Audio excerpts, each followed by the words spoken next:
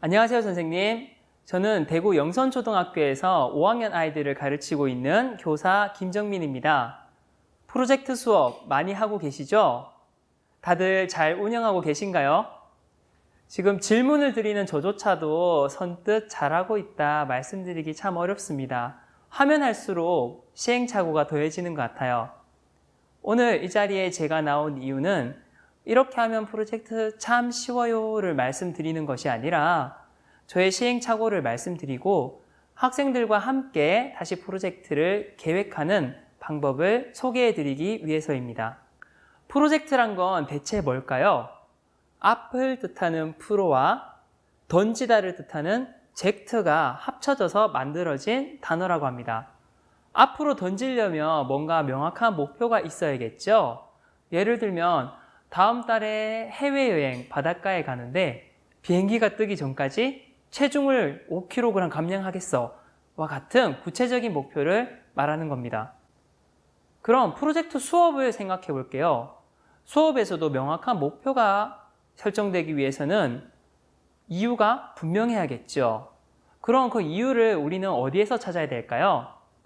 반에서 일어난 사건이라든지 마침 반에서 유행하고 있는 놀이라든지 무엇인가 학생들과 관련된 일이면 조금 더 이유가 분명해지겠죠?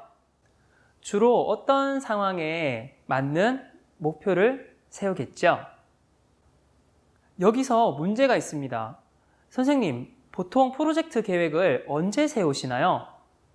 3월에 학기가 시작되니까 보통 2월에 학년 교육과정을 세우시는데요. 보통 이때 프로젝트도 같이 세웁니다. 프로젝트 계획 시기, 과연 2월이 적절할까요? 그럼 저의 2월 이야기를 시작해 보겠습니다. 신학기 학생들을 맞이하기 전 2월 떨리는 순간이죠. 인사 발표가 났어요. 저도 동학년 선생님들과 함께 인사도 나누고 올해 5학년 아이들은 어떤 아이들일까 같이 이야기를 나눴습니다. 그러면서 학년 교육과정을 같이 짰었는데요.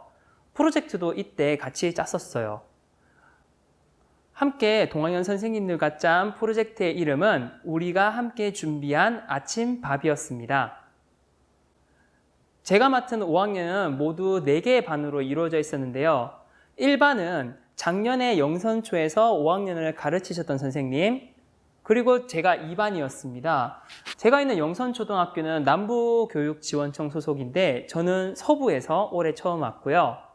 3반 선생님은 경북에서 가르치셨고 4반 선생님은 동부에서 가르치시던 분이에요. 그러니까 모두 다른 지역에서 가르치시던 선생님들이 모였습니다. 아직 학생들을 만나기 전이었지만 프로젝트를 짜려면 학생들과 관련이 있어야 될 것 같았어요. 그래서 5학년 아이들이 가지는 특성에 대해서 이야기를 해봤죠.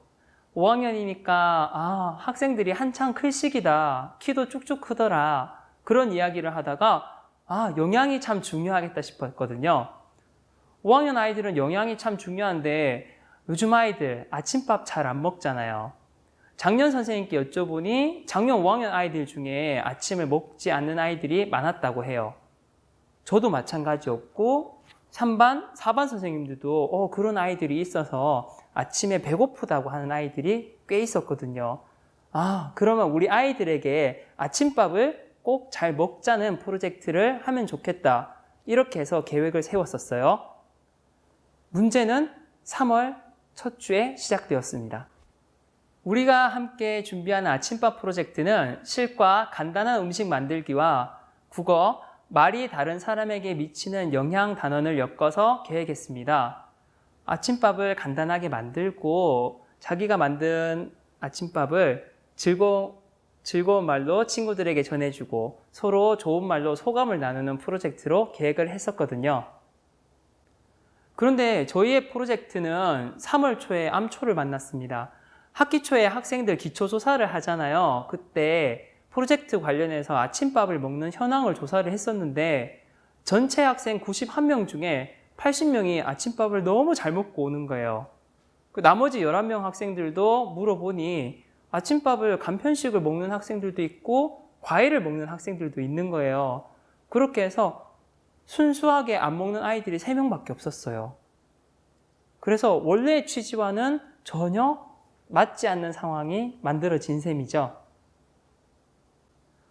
너무도 이상하다. 그래서 아이들에게 종이를 주고 가족과 즐겁게 먹었던 아침밥을 한번 그려보라고 한 적이 있었거든요. 그러니까 아이들이 정말 아침밥을 다양하게 그리는 거예요. 어떤 아이는 아침부터 삼겹살을 그려놨길래 이렇게 얘기했죠.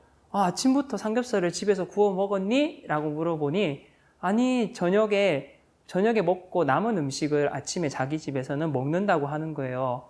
그 상황이 너무 구체적이어서 얘네들은 정말 잘 먹고 오는구나 라고 생각할 수밖에 없었어요.